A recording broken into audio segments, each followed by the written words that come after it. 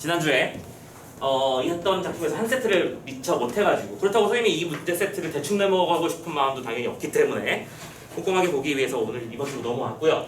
자, 32번부터 34번에 수특 연계 작품이 등장했던 고전식 아파트 정리를 한번 해보도록 합시다. 이번 모의고사에서 일단은 좀 신경 써서 봐야 되는 게 뭐냐면, 우리 지난 수능 때 수능에서 고전식 아파트가 어떻게 나왔었는지 기억나시나? 3인곡이 나왔었고 그 다음에 연기 작품이 등장했었단 말이야, 그치? 지금 우리가 9월 모의고사에서, 그러니까 전년도 수능이 끝나고 이제 9월 모의고사를 마치고 이제 수능 앞둔 시점에서 또 같은 패턴이 등장했다는 얘기는, 일단 기본적으로 우리 고전식 아파트에서 가사 작품의 중요성은 더할 나위 없이 높다라고 하는 걸 기억해서 해야 된다는 어떤 선언 같은 걸 하신 거고요.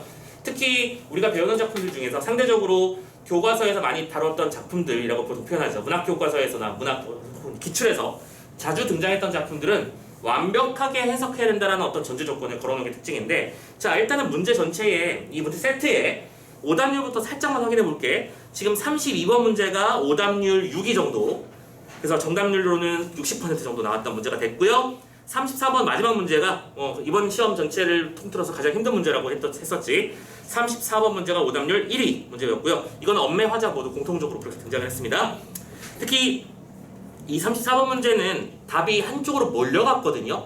그러니까 이 몰려가는 것에서 만약에 내가 몰려간 쪽으로 틀렸다, 자세한 설명 이따 할게요 라고 한다면, 내가 지금 어떤 부분에서 분명히 미스가 발생했는지를 꼭 점검해 주실 필요성이 있다는 걸 먼저 말씀을 드리면서, 자, 작품 분석 한번 들어가 보겠습니다. 어쨌든 고전 시간을 제일 마지막에 배치해서 전체적으로 3번 파트가 앞쪽에, 문학 기준으로는 운문 파트가 뒤쪽에 배치됐고, 상대적으로 작품의 문제의 난이도가 더 높았던 쪽은 당연히 현대시와 고전 시가 파트 쪽이 높았다라는 거. 시에 대한 해석과 시에 대한 기본적인 이해, 구절의 의미 파악 이런 것들은 기초적인 기초라는 거 알고 계시고였으면 좋겠고, 자, 배치 순서가 이렇게 같다는 건 좀 기억해 놓을 필요성이 있습니다. 자, 딱 가작품 보자마자 여러분들의 마음속에는 이런 마음이 들었길 바랍니다. 반갑다, 잘 됐다 라는 마음이 들었으면 좋겠어요. 규원과 우리 수능 특강에서 분명히 학습했던 작품이고요. 한 구절 한 구절 잘 꼼꼼히 정리를 했었던 작품이기도 했죠. 자, 그리고 나서 나 작품을 봤더니 처음 보는 작품인데 서술 시조 한 편이 실려있어. 일단 그렇구나라는 것만 판단해놓고 문제를 먼저 당연히 점검을 해봅시다. 자, 32번 딱 봤더니 무슨 문제를 내놨나요? 표현상 특징 문제 냈죠? 안 내면 이상한 문제라고 했었던 그 문제 세트입니다. 그럼 여기서 소재의 사용면이라든지 의태어의 사용, 계절적 배경을 알려주는 시어, 대꾸와 같은 다양한 단어들이 등장해 있는데, 참고로 아예 대놓고 A, B, C, D, E로 찢어놨단 말이야. 그러면 A, B가 가작품이랑 연결된 부분이고 C가 나작품이랑 연결됐다는 사실을 확인해 놓고 나서 문제를 읽으면서 지울 수 있는 거 지워가면서 푸는 것도 방법이고, 아니면 다 읽고 나서 총체적으로 정리하는 것도 방법이고, 방법은 본인의 선택에 따라 하시되, 어쨌든 이 문제를 보면서 우리가 해야 될 일은 뭐야? 전략을 세우는 거야. 나는 이 문제를 어떻게 정복할 것인가? 순서를 어떻게 가져갈 것인가? 이런 고민을 해주셨으면 좋겠고요. 33번 문제는 기억 니은에 대한 이해인데요. 참고로 이 두 개가 나왔을 때는 빨리 그게 뭔지 보고 봐야 되지, 그치? 특정한 구절인지 특정한 소재인지 시어인지 보는 건데, 딱 보면 꿈같이, 그리고 꿈의 나라고 하는 어떤 소재의 의미를 파악하라는 문제라는 거 확인할 수 있었습니다. 자, 그러면 이럴 때도 마찬가지야. 두 개를 동시에 비교하려고 하기 때문에 문제에서 혼돈이 발생하고 싶은 부분들이 등장하거든. 역시 선생님은 이런 문제를 항상 풀어왔던 방식 그대로 기억 먼저 해결해 버리고요. 그 다음에 니은으로 따로 넘어가서 보시고 하는 것들을 추천해 드립니다. 그리고 나서 34번 문제, 보기 적용 문제입니다. 자, 문제 구성이 꼴랑 3개 편성돼 있었어. 근데 지금 우리가 요 보기 적용까지 이제 내용을 보기 전이지만, 문제 출제의 특성에서 그동안 없었던 새로운 패턴이 있어 없어? 없지? 항상 하던 대로라는 얘기야. 표현상 특징 묻고 구절이나 소재 의미 파악하고 다음에 보기 적용하는 형태의 패턴 기억하셨으면 좋겠는데, 이때 보기는 먼저 읽어야 될 가치가 분명히 있겠죠. 왜냐? 비형의 작품이 있었으니까요. 그렇죠? 분명히 읽는 틀을 주실 거라고 했었어. 현대시 혹은 고전시가 쪽에서도 어쨌든 낯선 작품이 등장할 때는 무턱대고 알아서 풀라고 하지 않습니다. 문제 해결의 틀, 그리고 기본적으로 작품을 분석하는 기본적인 구조 같은 것들을 설명해 주는 경우가 많으니까 그런 걸 먼저 읽고 갈게요. 자, 봅시다. 거기서 이런 말을 합니다. 가나는 이별에 대한 서로 다른 대처를 보여준다. 오케이, 두 작품의 공통 키워드가 일단 있대요. 이별을 대하는 우리의 자세라고 하는 게 두 작품의 공통점. 그런데 이때 가는 외부와 단절된 채 자신의 쓸쓸한 내면에 몰입하고 자신의 슬픔을 주변으로 확장한다. 자, 참고로 34번 틀린 사람 많았다고 했었죠. 이 가의 설명이 되게 선생님 개인적으로는 이야 이거 낚으려고 마음을 먹었구나 라는 생각이 들 정도의 얘기였거든. 자 문장 구성은 잘 봐. 화자가 외부와 단절되어 있는 상태야. 오케이? 단절되어 있고 키워드 첫 번째 단절. 두 번째 화자는 자신의 쓸쓸한 내면에 몰입합니다. 내면에 몰입한다. 그럼 딱 여기까지만 읽었을 때는 약간 뭐랄까? 친구들이 저랑 안 놀아줘야 하면서 왠지 흡하고 있을 것 같은 느낌이 들잖아. 그치? 그런데 뒤에 이런 말을 덧붙였어. 그러면서 자신의 슬픔을 주변으로 확장한다. 단순하게 단어만 봤을 때는 한쪽은 단절이라고 표현해놓고 다른 한쪽에서는 확장이라는 표현을 썼단 말이야. 되게 일배반적인 표현이죠. 근데 이렇게 표현하는 의도가 분명히 있을 거란 말이지. 오케이? 이런 것들도 예리하게 좀 문제를 풀기 전이지만 지금 우리가 단계 순서대로 똑같이 따라가는 거니까 뭐가 있겠는데? 라는 생각을 좀 해봤으면 좋겠습니다. 오케이? 단절은 뭔가 끊어진 느낌이고 확장은 뭔가 이어지는 느낌일 테니까 항상 말하잖아. 문제 출제의 포인트는 항상 공차라고. 근데 보기에서 이런 공차를 만들 줄은 몰랐지라는 거 나름대로 상큼하긴 했었지. 근데 이 부분이 약간 애매했다는 거, 뭔가 심상치 않다는 거 말씀을 드리고요. 자, 그 다음에 나 작품 넘어갑니다. 나 작품 설명은 어떻게 했습니까? 화자는 외부 대상의 모습에서 자신과의 동질성을 발견하며 슬픔을 확인합니다. 이쪽에서는 외부 대상이라는 키워드가 나왔고 동질성을 발견한대요. 오케이? 그러면 아하 지금 여기서 말하는 원래 의도는 요 두 개의 대립이었다. 그치? 가해 화자는 소외당한 느낌이라면 나의 화자는 너도 나랑 똑같구나 흑흑 이러고 있는 거겠지. 참고로 만약에 이 녀석 가지고 우리가 일반적으로 우리가 배워왔던 그 문학 개념으로 정립을 해본다면 감정이입 같은 그런 소재들이 사용될 가능성이 높죠. 아무튼 간에 그러면서 슬픔을 분출하는 자신의 우스운 외향에 주목합니다. 우스운 외향인데 슬픔이 있는 상태야. 자, 우리는 이걸 보고 뭐라고 하죠? 아이러니라고도 하고, 그치? 이게 지금 작품의 달래가 뭐인 거 우리 알고 있어요. 사설시조잖아. 사설시조의 키워드가 뭐라고 했었죠? 해학과 풍자라고 했었습니다. 맞나요? 오케이. 그러한 사설시조의 특성도 영민히 보여준다라고 했어. 그러면 사설시조인데 슬픔의 이야기를 우스꽝스러운 방식으로 묘사하는 작품이로구나. 우리 그런 작품 많이 배워왔었잖아. 그치? 특히 여러분들 배웠던 작품들 중에서 님이 오방학원을 이런 작품 배웠었잖아. 그치? 님이 오는 줄 알고 우당탕탕 건너가봤더니 작년 7월 4일 날 갉아벗긴 주출인 3대였지. 그러면서 어처구니 없어 했던 장면. 그런 작품이겠구나 라고 예상할 수 있었으면 좋겠습니다. 어쨌든 가는 슬픔을 확장하고 펼쳐내는 거야. 이 녀석은 키워드가 확장이라고 마무리 지었고요. 자, 그리고 또 기억해. 확장이란 말 2번 썼어. 오케이? 내고 싶은 거지. 두 번째, 슬픔과 거리를 둔. 그치? 이거는 거리가.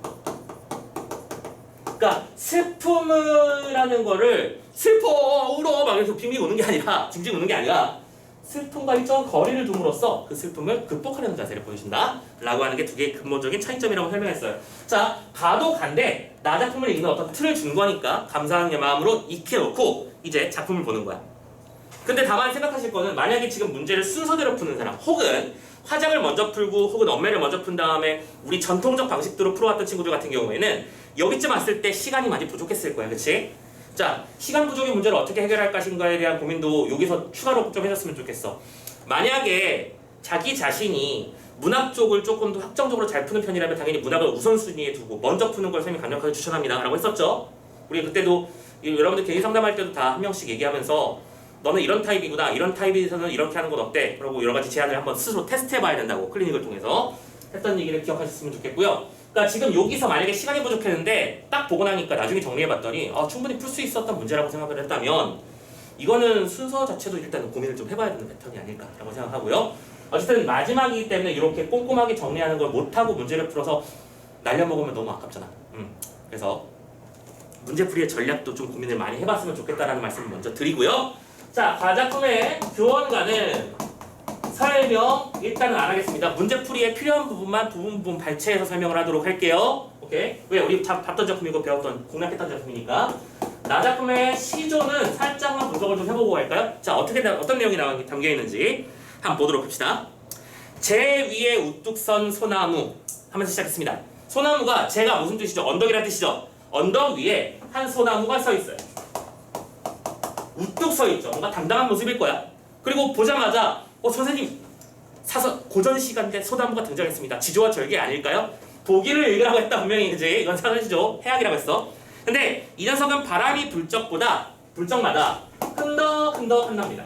그럼 참고로 이 흔덕흔덕한다는 얘기는 앞에 바람이라는 단어가 연결지어 봤을 때 바람 때문에 휘청휘청하는 모습을 보여주는 거겠지? 오케이, 그냥 그런 거야. 두 번째, 개울에 섰는 버들. 버드나무를 말하는 거지, 수양버들. 버들은 또 어떤 일이 벌어지고 있어? 무슨 일조차서 흔들흔들. 자, 그리고 이 두 개는 어떻게 나타나고 있어? 대꾸의 형식으로 반복적으로 나타나고 있지? A라는 소재가 B로 인해 이렇게 되고 있고 C라는 소재가 D로 인해서 E 되고 있는 거니까, 그쵸? 자, 이런 구조를 보여준 다음에 참고로 여기 두 개 묶여서 C였습니다. 기억하시고요. 그런데 임 그려오는 눈물은 옳거니와, 자, 요 상태에서 누구로 넘어간 거야? 화자로 넘어온 거야 지금.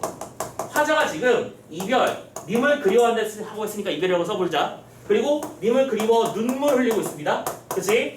눈물 흘리고 있는데 그거는 맞지만 옳거니와 입하고 코는 어이 무슨 일 쫓아서 후루룩 빗쭉. 그런데 내 입하고 코는 뭐를 쫓아서 후루룩 빗쭉.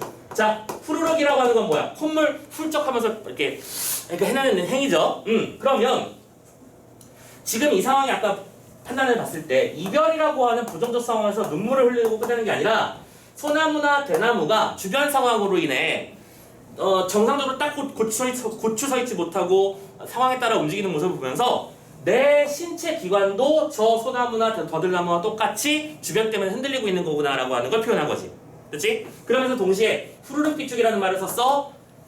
애가 코 흘리고 나서 후루룩 하면서 콧물이 싹 올라가는 느낌을 상상하면 그걸 보고 너무 슬퍼 보여 하는 사람은 없지. 솔직히 웃기지. 그죠? 그래서 여기서 아마 우스운 모양으로 자신의 우스운 외양을 표현했다는 얘기가 바로 여기로구나 라고 생각할 수 있었으면 좋겠고. 됐죠? 그래서 결론적으로는 이별의 슬픔을 슬픔 그 자체에서 멈추고 슬퍼하면서 마무리 지는 게 아니라 우스꽝스러운 단어로 넘겨버리면서 해학적 승화라는 걸 이뤄내고 있다는 걸 확인할 수 있었습니다. 됐죠? 자, 어쨌든 보기에 준현 선생님 분석을 한 거야. 자, 그러면 이렇게 두 작품을 봤으니까 문제를 풀어나가면 되겠죠. 33번부터 먼저 정리를 들어가 보자. 32번부터구나. 32번. 자, 참고로 A, B 구절도 문제 풀 때 필요한 구절이니까 체크 좀 해보도록 할게요. A에서 무슨 얘기를 하냐면, 자, 그 A 구절 잠깐만 체크 좀 해볼게. 참고로 문장의 연결을 위해서 앞구절과 뒷구절도 같이 좀 봅시다. 연광이 후루라고 조물이 다시 하여 라는 구절이 있었습니다. 이거 기억나십니까? 연광이 후루란다는 얘기는 낮과 밤이 번쩍번쩍 흘러간다는 얘기니까 세월 흐름을 얘기한다 했었지. 그러면서 조물이 다시, 조물의 시기심이 많아서 뭐예요? 나도 한때 아름답고 예쁜 여인이었지만 지금 시간이 지나고 세월이 흘러가고 있어. 나도 늙고 있어. 나도 눈가에 잔주름이 생기고 있고 링클 케어가 필요한 시점이 되고 있고요. 아무튼 간에. 자, 그러니까 어떤 일이 벌어져? 봄바람, 가을물이 배오리에 푹 지나듯. 자, 봄바람과 가을물이라고 했는데 이 두 개의 소재를 통해서 계절적 시어 등장시킨 거 맞지? 그리고 나서 배오리 푹 지나듯 이라고 했는데 이것도 선생님 공부해서 다 외우고 있었어요 라고 했었어야 된다는 얘기입니다. 배오리는 배틀이라는 녀석이었죠. 배틀에서 북이 지나가는데 이거 선생님이 설명할 때 이런 것까지 설명했던 것 같은데 배틀이 여성이 옷감을 짜는 기계라고 했었죠. 그러면서 발바닥으로 팡 하고 장치를 밟으면 북이라고 하는 장치가 찰칵하고 움직이면서 실을 한 겹 더해준다고 했었지. 그리고 그 녀석은 당연히 엄청나게 빠른 속도로 움직인다고 했었습니다. 아시죠? 그러니까 이건 뭘 표현하는 거야? 세월이, 번역하자면 세월이 빠르게 흐른다 이 말하고 싶었던 거라는 거야. 그치? 그러면서 설빈 화한 어디 두고 면목가증 될 거구나. 설빈 화한 무슨 뜻이라고 했었어? 아름답고 예쁜 용모를 말한다. 그런데 면목 가증이 되어버렸어. 가증하면서 선생님 가증스러운 거 이런 얘기 했었던 것 같은데 오케이. 볼품 없어졌다 못나졌다 라는 얘기를 하고 있는 거죠. 그래서 여기서는 또 대립적 시어를 통해서 현재 화자애가 세월의 직풍을 맞아서 괴로워하고 있음을 표현한 구절이다 라고 얘기했었죠? 그러면서 막 그 다음 구절에 무슨 얘기가 이어져. 내 얼굴 내 보거니 내 이런 늙어버린 모습을 보는데 어느 이미 날 뵐소냐. 게다가 사랑하다는 뜻이라며. 그지? 그 누구도 사랑하기 좀 어려운 것 같아. 나도 늙어버렸네. 이런 얘기를 하고 있습니다. 자, 그리고 나서 B 챕터도 챙겨보면 옥창에 심은 매화가 몇 번이나 피워진 것도 이런 것도 조심하라고 했었죠. 뭐 암기하듯이 하면 안 된다. 매화가 떴으니까 지조와 절개 이런 거 아니라고 했었습니다. 매화가 피고 진 사실이 중요한 거야. 그러면 이것도 뭐야? 세월이 흐른 거야. 그래서 겨울밤 차고 찬재 자체는 섞어치고 겨울밤은 차다라고 하면서 뭐예요? 촉각적 침상 확인해 준 다음에 자체눈이 섞어치고 자체눈이라고 하는 게 무슨 눈이라고 했었죠? 진눈깨비 그 다음에 물기가 축축하게 머금어진 그런 눈이라고 했었습니다. 질척질척하고 흙탕물 튀고 그런 느낌이라고 했었죠. 자체눈이 불고 치고 여름날은 길고 길지 여름날은 참고로 밤의 반대말이 날이잖아 그치? 낮과 밤이니까 날은 길고 하염없이 길어 뜨거움만 더해지고 있지. 그래서 그 상황에서 굳은 비만 내리고 있는 거죠. 또 누가 여름 아니랄까봐 장마 얘기하고 있는 겁니다. 그쵸? 그러면 여기서 이 눈과 비라고 하는 부정적 소재를 통해서 화자가 겪고 있는 시련과 고난을 상징하는 것이다. 상징해서 보여주고 있는 것이다. 라는 얘기를 했었고요. 기억나시죠? 자 이렇게 하기 때문에 문제다라고 했고 참고로 그 다음 줄은 뒤에 34번에서 해결하도록 하겠습니다. 자 여기까지 확인을 했으니까 이제 편안하게 갔으면 좋겠는데 선택지 비율을 잠깐만 들어봐봐. 1번이 13%, 2번이 11%, 3번이 5%였고요. 4번이 60%, 5번이 10%였습니다. 그러면 1, 2, 5번을 가만히 들여다보면 10% 이상씩을 다 가져다 먹었단 말이야? 그럼 뭐예요? 이 정도의 해석이 똑바로 안 되니까 문제의 흔들림이 발생한다는 거야. 그렇게 생각해. 자 1번부터 가봐. A는 여성의 생활에 밀접한 소재를 활용하여. 자 끊어가. 여성의 생활에 밀접한 소재는 뭘 말하는 걸까? 요거를 말하는 거겠지. 그치? 배틀과 북을 놀리는 게 여성들이 보통 집안에 사는 집안일 중에 대표적인 일 중에 하나였으니까 옷감을 짓는 일. 그러면서 흘러가는 세월에 대한 화자의 인식을 흘러가는 세월 얘기하는 거 말하고 했었죠? 오케이? 그거를 시각적으로 보여준 거 맞나? 그렇지. 나의 얼굴에 대해서 얘기했으니까요. 오케이? 하나하나 체크해서 맞는지만 점검해주면 되는 겁니다. 오케이. 1번 맞는 말이었습니다. 2번 B는 단어를 반복하는 구조를 핵맞아 사용했어요. 차디, 차다, 길고 기르다. 됐니? 확인했고요. 그래서 화자가 주목하는 계절의 특성을 강조했습니다. 오케이. 겨울은 차가움이라고 인해서 여름은 그 낮의 뜨거움이 기속되는 것 때문에 그렇다는 얘기를 하고 있던 것이죠. 또 3번 C는 두 대상을 발음이 비슷한 의태어로 표현해서 뭐 말하는 거니? 흔덕흔덕 흔들흔들 말하는 거겠지. 그래서 움직이는 모습의 유사성을 드러낸 겁니다. 둘 다 비슷하게 움직이고 흔들리고 있다는 뜻이었으니까요. 괜찮고요. 4번 A, B는 계절적 배경을 나타내주는 시어를 통해서 자 그럼 체크해보자. A에는 계절적 배경을 나타내주는 시어 분명히 있었고요. B에도 계절적 배경을 나타내주는 시어 있었습니다. 그죠? 겨울, 여름. 좋아요. 그걸 활용해서 시간에 따라 화자의 처지가 달라졌다? 처지가 달라졌어? 자 생각해보자. 그러면 봄에는 좋았는데 가을엔 나빠지고 겨울엔 나빴는데 여름엔 좋아지고 그런 거였니? 아예 대놓고 비만 보더라도 눈과 비를 때려 맞고 있는 중이었잖아. 화자의 처지는 바뀐 적이 없습니다. 여전히 지속되고 있는 아픔과 고통이었죠. 물론 A는 그럴 수 있어. 왜냐면 봄에서 가을을 했는데 선생님 설빈 화빈이라고 나왔네? 설빈 화환과 면목 가정 이거 아무도 지적을 안 해. 설빈 화환과 면목 가정의 대립적 상황이 있는 건 맞잖아. 그런데 A도 역시 지금 원인과 결과를 잘 봐야 돼. 계절적 배경이 바뀌면서 상황이 바뀐 게 아니잖아. 계절적 배경이 아니라 이거는 세월이 빠르게 흐른다는 뜻이었으니까 이것도 잘못되어 있는 문장이었어. 정답은 4번. 마지막 5번. B와 C에는 대꾸가 있고 리듬감이 있대요. 대꾸 지금 보이죠? 리듬감이 있고 이것도 똑같이 대꾸가 보이고 있습니다.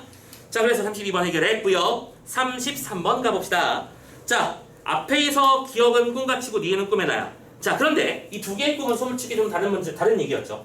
33번 기억에서 나타난 꿈이라고 하는 것은 어떤 문장에서의 꿈이었냐면 장안, 유협, 경박자라고 하는 단어가 등장했어? 이거 기억나나? 이게 무슨 뜻이라고요? 약간 좀 격하게 표현한 거야. 이거는 의도적으로 동네 양아찌 라는 느낌이라고 했었죠. 장안에 좀 힘 좀 끼나 쓴다고 이렇게 발걸음 넓게 하면서 여기저기 오지랖 떠는 그런 사람들 경박한 남자 그걸 말하는 건데 나는 앞부분에서 이런 말을 하잖아. 군자 호구를 원하진 않았지만 오케이? 아니 군자 호구를 원했지만 내가 무슨 거대한 기업의 뭐 며느리가 되고 싶고 그런 걸 말하는 게 아니었다고. 나는 좋은 사람이면 충분했었는데 하필이면 왜 이런 사람을 꿈같이 만나버렸냐라고 하면서 여기서 말하는 꿈은 결론적으로는 화자가 처한 부정적 상태를 말해주는 꿈이었다. 그치? 그런데 니은에서의 꿈은 말이 다르지. 하지만 어쨌든 이 사람은 내 남편이야. 오케이? 내 남군이고요.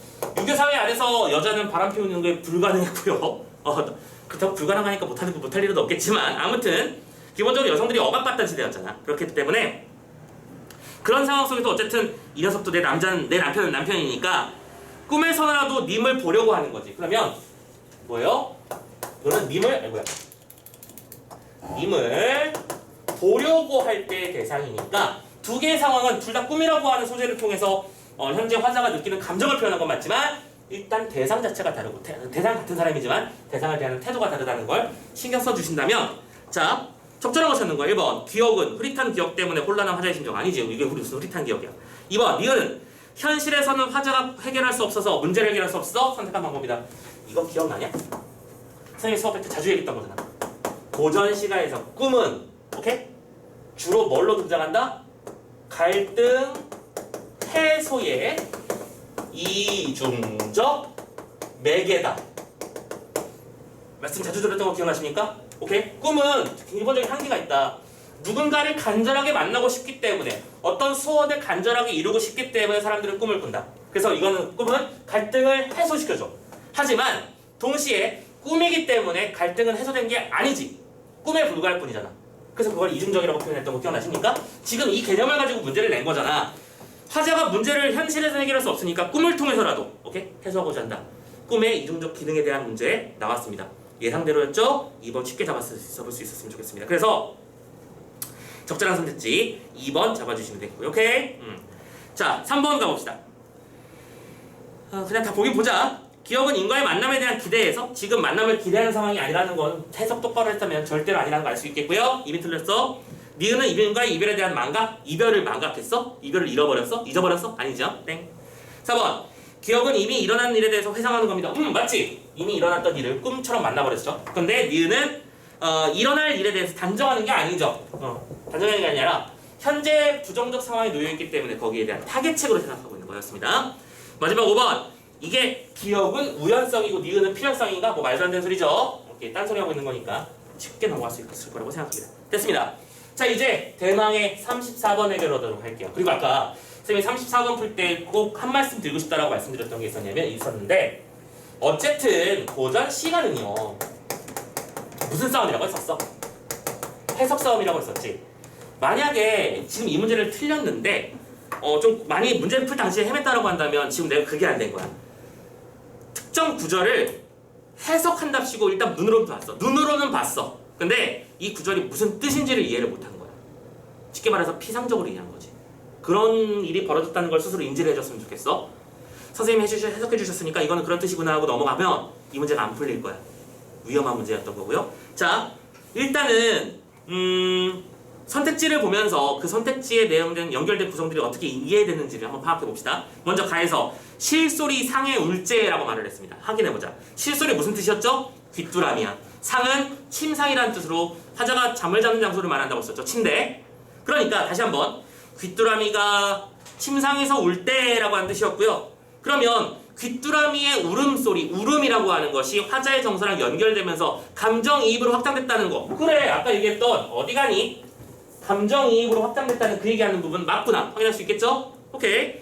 그리고 아마 이 구절을 쓰면서 아마 여러분들 열심히 필기하면서 뭐 감정이입, 객관적 상관문을 썼을 거야. 쉽게 풀렸었겠지? 오케이? 요거는 쉽게 넘어갈 수 있을 것 같아요. 확장한 거 맞습니다. 근데 2번 봅시다. 가에서 부용장 적막하니 네 귀에 들리소니라고 말을 했는데 이 구절 잠깐만 다시 한번 체크 좀 해볼게요. 자, 여러분 페이지 어디 가니? 그 끝에서 하나, 둘, 셋, 넷, 다섯, 여섯 번째 줄 거기부터 읽을게요. 자, 봐봐. 지금 이게 무슨 상황이었죠? 암만 기다려도 내 님은 돌아오질 않아. 너무 답답하고 열받아서 옆에 있던 가야금을 딱 꺼내들고 띵띵띵띵 만나면 좋겠구나 하고 노래를 부르고 있었던 거야. 그치? 근데 그 노래소리가 끝내줬다는 거야. 그래서 뭐라고 말하냐면 화표 천년의 벼락이 우는 것도 같고 소상영의 뱃속에 솟는 것도 같고 하면서 우리가 이 구절은 고사를 인용해가면서 자신의 멋진 솜씨를 자랑하는 구절이라고 했었죠. 근데 그런 소리가 옥수에 타는 수단 옛소리 있다마는 옥수, 섬섬옥수라고 하죠. 여인의 아름다운 손길, 여인의 손길로 가야금을 타는 그 모습이 옛소리, 그 옛날의 멋진 음악소리와 견줄 정도로 훌륭하긴 하지만 부용장 적막하니 뉘기에 들리소니 무슨 뜻이었어? 부용장은 화자가 머무는 장소. 여기는 오로지 고요할 뿐이라는 얘기는 주변에 듣는 사람이 없다는 뜻이잖아. 내가 아무리 천상의 아리아를 부르고 있어도 주변에서 듣는 사람이 없으면 그 무슨 소용이 있겠어요? 라는 말이겠지. 특히 마지막에 네 귀에 들리소니라고 하는 말은 누구 귀에 들리겠는가? 라고 서리법으로 강조한 거야. 그 누구 귀에도 들리지 않음을 안타까워하는 마음을 강조한 표현법이지. 서리법이니까. 됐나요? 그렇게 보자면 지금 이 구절 다시 한번 읽어볼게. 부용장 적막하니 네 귀에 들리소니는 화자가 외부와의 교감을 거부하고. 맞아? 이게 지금 외부와의 교감을 거부하는 거니? 아니잖아. 나의 이 슬픈 마음을 가야감을 통해서 보여주고 있는데 들어줄 사람이 없어서 괴로워하고 있는 거잖아. 근데 이게 거부하는 거냐고. 아니지. 나름대로 소통을 시도하고 있으나 뭐 된 거야? 단절된 거잖아. 거부하는 게 아니라. 오케이? 느낌으로 풀면 안 된다고 했었지. 그치? 자, 나의 이 아픈 마음을 들어줄 사람 아무도 없어서 너무 슬프다라고 말하는 건 소통을 하고 싶어 하니까 하는 말일 거야. 그치? 그런 생각을 했었어요. 그래서 교감을 거부하는 거 아니죠. 그러니까 당연히 내면에 몰입한다는 것도 앞에 것 때문에 자연스럽게 연결이 어렵겠죠. 그쵸?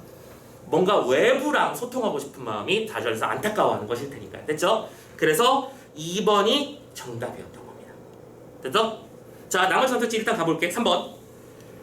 나의 화자는 소나무가 바람 불 적마다 흔덕거리는 모습을 통해서 자신과의 동지에 싸움. 그치? 흔들거리는 건 어쨌든 외부의 영향으로 본인이 의도하지 않은 어떤 움직임이 발생한 거잖아. 내 입과 코도 나의 슬픔이라는 이유 때문에, 오케이, 눈물 때문에 후루룩 비축하는 상황이 벌어졌지? 그러면서 무서워했지? 3번 오케이. 4번.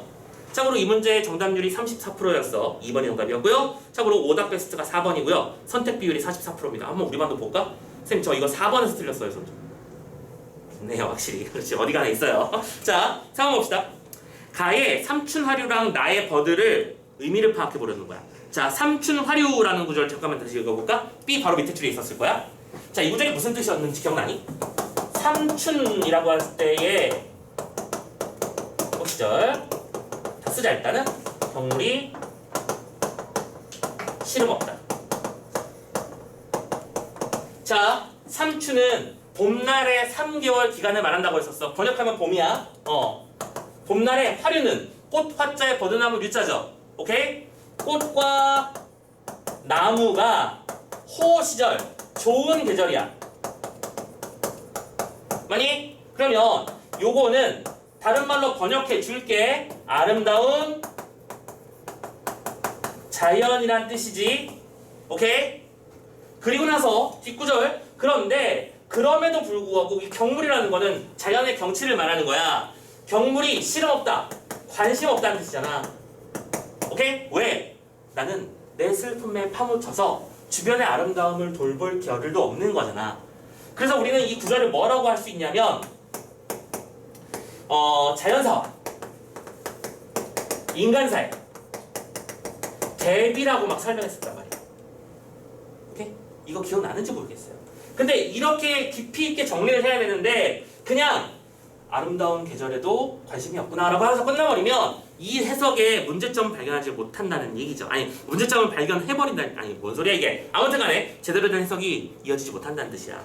자 다시 한번 선택지 읽어볼게. 일단 버드는 잠깐 냅두고요. 삼춘하류만 생각해봐.